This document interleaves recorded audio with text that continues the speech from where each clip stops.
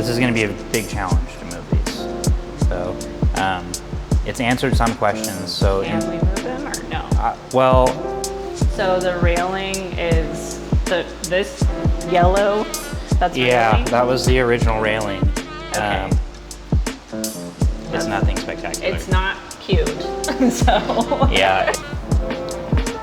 So you think we need to get rid of it? I think that we're gonna have to get rid of it.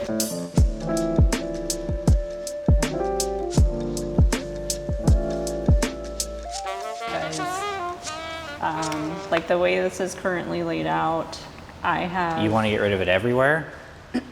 Well, the thing is like I have a bedroom sitting that way.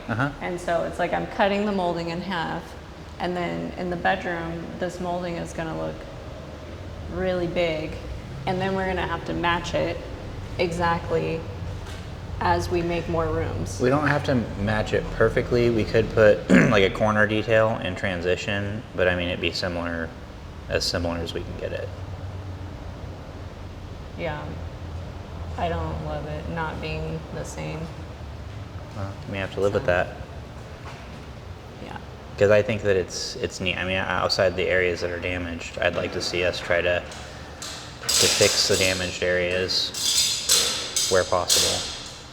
Yeah. But it is just pure plaster, so it's going to have to be done by someone who's fairly talented. Okay.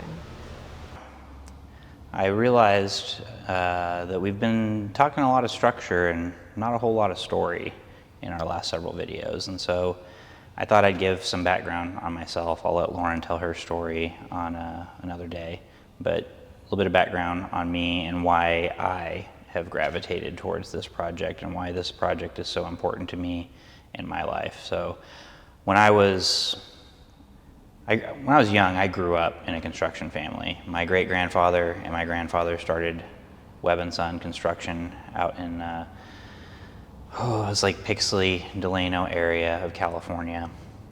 My whole family moved out to California during the Dust Bowl, both sides of really all of my family. But specifically my grandma's family moved from the Duncan and Marlow area, and my grandfather moved from Arkansas, from Marble, Arkansas. And so that's where they ended up. And we kind of had this reverse migration back to Oklahoma. But anyways, I grew up riding around in the truck, going to all the job sites, and just remember feeling so proud driving around my hometown that my family had built so many buildings. You know, we'd taken part in so many projects. And as I got older, I got to have some pride myself because I would sweep up the job sites or pick up trash or little things like that. Nothing ever very important, but you know, I participated. And the older I grew, I knew I wanted to do something with construction, architecture, development. Kind of had a winding path, ended up at Oklahoma State, and I studied accounting and finance, which I really only did because it all just kind of clicked for me. It made sense. It's turned out to be a great tool for me to use in my construction life. Wound my way back to the family business for a period of time and realized I was missing Oklahoma. When I came back here, it was 2010, and Stillwater felt like home. I found a new home, and it felt more like home to me than the town I grew up in. And so I knew I always wanted to come back here. After I graduated in 2012, went back to California, and it took us better part of 12, 13 years to migrate back to where home really felt for us. And in the process of all that, we stumbled upon the library as we were planning selling our home and moving back here and buying a home. And we both told ourselves there's no way this is still going to be available. Like, why doesn't everybody in town want to buy this building? And I think that there probably were a lot of people that wanted to buy this building, but it took finding the vision to see through what was here, which there was a lot of, I'll just call it junk here. It got used for different purposes over the years. It no longer felt like a library. It was an odd space to kind of like wrap your head around what would I do with some of these areas. And I kind of have a knack for seeing through some of those things, or at least a willingness to solve the problems to get to a solution. And we just jumped on this moving train, and it's been a whirlwind the last 6 months. You know, we haven't been here long, but this feels like one of those projects where it's like we're making our mark on a community that we want to be home. So I am shocked that this is how they frame this. This is not like what I would have expected. They've cantilevered with a lot of steel. I anticipated that a lot of this was going to be wood framed. When we did all of our due diligence, I expected all of this to be wood, just based off what I was seeing here, that these would have been wood beams. And from the time period of the 80s, that would have made sense. This is going to be a big challenge to move these. So it's answered some questions. So Can we move them or no? Well, the answer is yes, we can. I just need But the should structural we? engineer is going to. Should we move them? I don't Yes, know. we should. The Okay. structural engineer is going to have to give us the answer of, are we going to have to do anything else to support it? Okay. During due diligence, we noticed that there was some collars in the basement supporting some of the concrete between the first and second floor. And when I say collars, it's like a steel cladding that they've bolted through a lot of the concrete down there. But it was only in certain spans. Had no idea why, because everything looks structurally sound down there. Nothing was cracked. Now I've measured, and it was because these are sitting right in the middle of a span Where of those concrete are. that's 30 feet. Yeah. And so it was their attempt at structurally supporting adding this additional weight, because this was all added in the 80s, early 90s. This was not original for the library. Okay. And so everything in here can basically stay where it's at.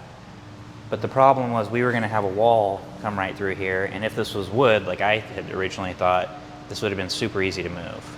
Yeah. And now there's a lot more weight than I anticipated. I was expecting that once we peeled back to where we did, that we've now reduced a lot of the weight that was hanging out there. But we still have a lot of weight from this I-beam. So I still think that we need to move them back.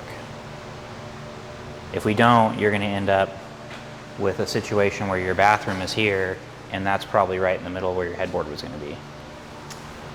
Unless we flip this entire room and put the headboard over there. Headboard over here, and then have like a TV in between these, maybe.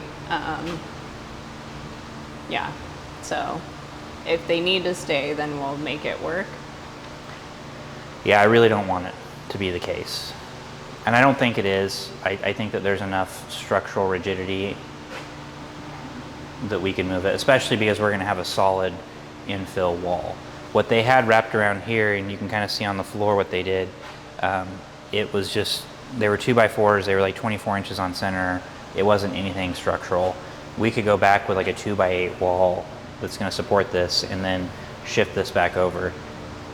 It is cantilevered. I will say, it being cantilevered, it's probably better that it's steel. Steel is less flexible than wood, so that is a positive.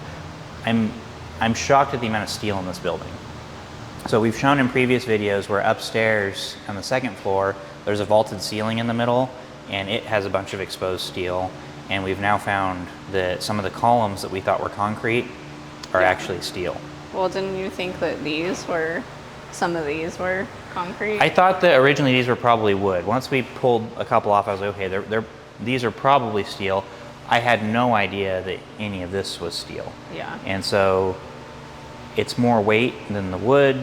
It's more rigid than the wood. So there's pros and cons, but I mean, it's a good thing. The downside is it's sitting on something that's unsupported. Now we are adding back additional walls in the basement that we can frame in to support this as well. So we can get that load all the way to the basement. I'm assuming somebody did some structural engineering, because somebody had to engineer the collars that are holding up the concrete that's in the basement. Yeah. So Well, we're just going to be adding more structural support, so I We think are. we'll be fine. yeah, we are. So, but I need to show you some of the other stuff that we've uncovered.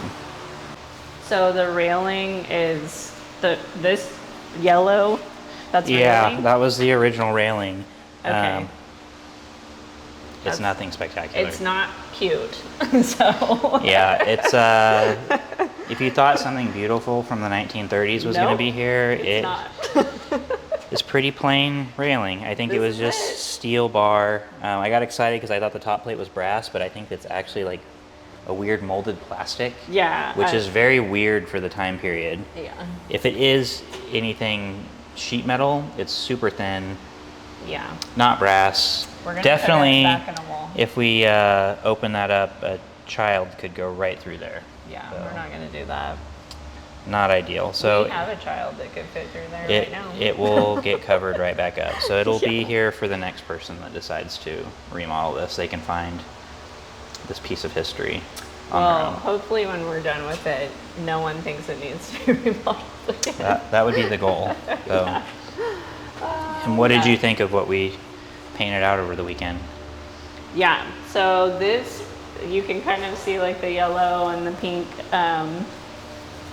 is kind of a idea of where we're gonna have new walls, and right where the camera's at, there's gonna be like a storage closet, and then we'll have this room kind of like come into here and a bathroom fall into that space, and then you'll have to step up into the room. So it's not the most ideal situation, but I think it'll turn out good because we'll lay it out the way it needs to be laid out. It's a good solution for a problem that can't really be resolved. Yeah, exactly. And because we have like this to my left, we've got open to the first floor. So we only have partial second floor, and then we also have a step up that we have to work around. We won't have any large rooms up here. These will only be like single bed rooms. So you would end up coming through and stepping in and up into this room. Yeah. Which is good because it still has the shutters and really good natural light. So even though these rooms won't be quite the quality of what you can get on our first floor with kind of like the higher ceilings and things like that, I think it'll still be a great place to come and stay. Yeah, and we're going to be salvaging as many of the built-ins as we can because Yeah. they're beautiful. It's old oak. Yeah. These are really cool. So we'll have to put some books since we're a library hotel, right? Yeah. It'll be a good place to stage some of that stuff. Yeah. So, and then some of the bookcases, actually a lot of them are going to move from where they're currently at. In the bigger spaces, they're going to move to our lobby. We're going to have a reading lounge up here on the second floor. So that, I think that's probably one of my favorite spaces is the reading lounge. Yeah. So right now it's just a big open wall. We can actually kind of see it through here. So this over here is going to be a wall of bookshelves facing this way. So basically in between the, I'm going to call it rotunda of the lobby and where this new wall is going to get framed, we'll have a reading lounge up here. A lot of this gets demoed still. It was chase for old ductwork. That'll open it up, but we'll have a lot of bookshelves, a lot of books, and then some very comfortable, cushy chairs to sit on up here and enjoy a quiet read. If you stuck around here to the end, I want to say thank you for watching. We've been very blessed by just the amount of support that we've gotten. I know we haven't reached everybody though, and so if you can think of anybody that would be interested in staying here someday, learning more about our project, just watching and being entertained by some of our antics and how we kind of solve problems and are kind of bringing this building back to life, then I would ask that you share it with someone that you know, some friend, loved one, and if you could, give this video a like. It really helps it get fed to more and more people on YouTube. And if you haven't already, give us a subscribe because there's a lot of fun stuff that we have in store. Have a great day.